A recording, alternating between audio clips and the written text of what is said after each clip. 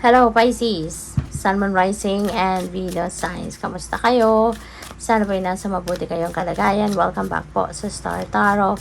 At kung bago kayo rito, welcome din po kayo. Please subscribe, like, share my videos, and leave me a comment kung nakaresonate po kayo. Thank you. So, first card ni Pisces, we have Grasshopper Energy. There is a situation or situations in the balance that require careful handling. So, this could be related to anything, no? Na medyo dapat pag-ingatan, no? Yung mga pag-uusap, transactions, mga ganyan. So, pwedeng ano to? Pwedeng related sa pamilya, related sa mga anak, related sa pag-aaral, no? May mga major decisions siguro na kailangan kayong gawin dito. Kaya medyo hindi po pwedeng nagmamadali, hindi po pwedeng, alam mo yun, basta-basta lang, no? So, we have Apple, temptation will test you. Ayan, so may pagsubok, 'di ba? May test sa inyo sa ngayon kung gaano ninyo mapapanindigan, 'di ba? Yung mga siguro pinangako mo sa mga tao or pinangako mo sa sarili mo na hindi mo na gagawin, hindi mo na muling kakainin, hindi mo na iinumin kasi baka may mga restrictions sa inyo. No? Kunyari, medically, 'di ba? Baka meron mga pinagbabawal sa iyo na kainin or inumin or gawin, 'di ba? So, pwedeng ganon. Tapos ngayon, matitempt ka. No? So, pwedeng ganon ang ganap dyan. Or other things, mga vices, 'di ba? So, we have both. Increase your efforts if you want to achieve your goals. Yan. Simple. Straightforward. Kung gusto mo magtagumpay, gusto mong makamit, kung ano man ang mga goal mo, ano man ang mga pangarap mo, mga heart desires mo, kailangan pagtrabahuan mo. You need to persevere. You need to exert extra effort on that. No? Para na magawan mo ng magawan mo ng paraan. 'Di ba? So, what else? We have vacation. Baka kailangan mo na to. Baka matagal mo nang kailangan na magbakasyon, magpahinga, kasi baka ikaw ay nai-stress na, baka ikaw hindi lang yung isip mo ang nai-stress, o pwedeng emotional, o pwedeng physical. So, take a vacation. Okay? O pwedeng invitation ito sa'yo na magbakasyon ka, isipin mo naman na magbakasyon ka. Hindi necessarily na magbabakasyon ka, kailangan mo mag-travel somewhere. Hindi naman ganon. Sometimes, ang kailangan lang natin is staycation. 'Di ba? Bakasyon tayo sa trabaho at magpahinga sa bahay. You know?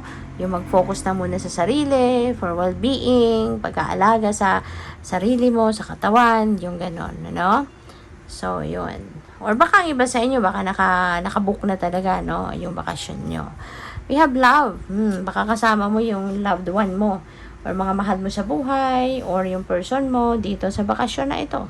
Diba? Pwedeng ganun din ang ganap. So, have fun and enjoy. You should accept valid criticism, Pisces.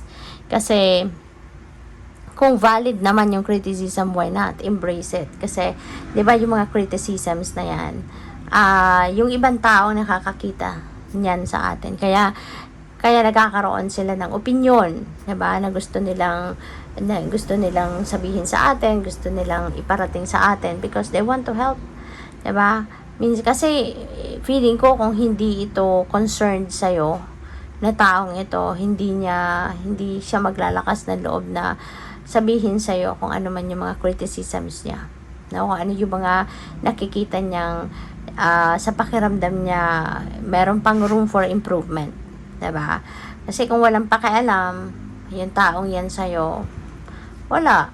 Diba? Kung ano nakita niya sa'yo, kahit mali, kahit hindi maganda, hindi niya sasabihin sa'yo yun. Wala naman siyang pakialam sa'yo eh. 'Di ba?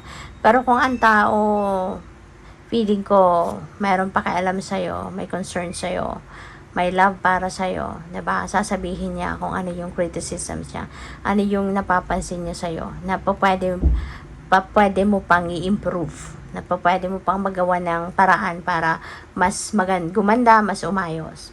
No? Yung ganon. Kaya sometimes, we really need to accept those valid criticisms. We need to embrace those criticisms kasi makakatulong ng malaki yon na ma-improve natin ang kung ano man ang bagay na meron tayong pagkukulang, meron tayong mga flaws, meron tayong mga diferensya, shortcomings, mga ganyan. Alright? So, what else? We have older woman. Ayan. So, maybe you're going to be dealing with an older woman sa ngayon. No? So, kung sino man ito, baka isa ito sa mga kritiko mo. No? Si older woman. Baka manggagaling din sa kanya ang mga ibang kritisismo, no? Na napapansin niya sa'yo. Because this person, maaaring gusto niyang mag-improve ka pa. Mas gumaling ka pa. Mas maging ano ka pa. Mas maging successful ka pa. No? Yung ganon. So, this could be anyone. Pwedeng lola mo yan. Pwedeng mama mo. Diba? So, depende sa inyong sitwasyon. But you are going to be dealing with this person maybe around this time. So, we have deep friendship with someone of the same sex. Ayan. So, maaari ng iba sa inyo rito, mas lalalim pa, no, yung pakikipagkaibigan mo sa isang tao. Maaaring dati mo na tong kaibigan, pero ngayon, mapapatunayan mo, no, na deserving talaga ito, no, of your love bilang kaibigan. Kaya siguro mas magdi-develop pa na mas malalim, no, yung inyong relationship bilang magkaibigan kasi ramdam mo, no, yung kanyang concern sa iyo, yung love niya sa iyo, yung sincerity niya sa iyo bilang isang kaibigan. So we have key, successful outcome to your problems. Wow. So this is good, no? Good for you, Pisces. Kasi kung ano man itong mga pinoproblema ninyo, ano man itong mga challenges na maaaring pinagdadaanan ninyo recently, you know, ma-overcome mo na siya.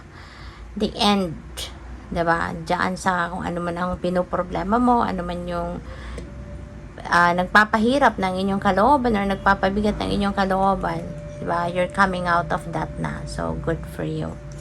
So, we have cat, two-faced friend. Ayan. So, siguro, meron kang madidiscover ngayon, ano, na tinuring mong kaibigan, tunay na kaibigan, at madidiscover mo hindi pala, no, ikaw lang pala yung nagko-consider sa kanya tunay na kaibigan, pero siya hindi ganon ang tingin niya sa'yo, ano. So this is so sad, and maganda na to na malalaman mo ngayon, hindi na magtagal, hindi na kayo magsayang ng mas marami pang oras, no, sa kanya, na yung pala, diba, you're just wasting your time and energy, kumbaga, para sa kanya. At yun, parang in a way, diba, binitray ka niya kasi hindi naman pala siya totoo sa'yo. So, maganda to na madidiscover mo na habang maaga, diba, para hindi na lumalim pa yung emotional investment mo sa kanya bilang kaibigan. So, we have family matters. So, maaaring related dito kay older woman, ano? Baka si older woman, kapamilya mo, kadugo mo, pwedeng lola mo to, or nanay, ganyan, or auntie, no? So, maybe you are going to be dealing with her, diba? Baka merong issues na kailangan mong attendan na related sa kanya, pwedeng ganon, or other things, diba? Maaaring merong iba pang mga bagay, no, that may involve her as well, no, na yun ang, baka ikaw yung magrana ng errands para sa kanya, baka meron siyang mga transactions, and maybe you are going to do it for her, diba? So, mga ganyan. We have changes in your life. Ayan, maraming magbabago, you know, maraming magbabago sa buhay mo, maraming pagbabago ang pwedeng maganap dito, and maybe related to this older woman as well, yung mga pagbabagong ito, or baka family, no? Family related na mga changes ang pwedeng mangyari.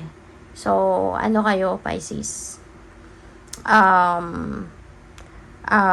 Be ready for change. Be ready to embrace a new chapter, no, sa buhay mo. Okay? So, salamat. So, thank you for watching. Love and light. Namaste.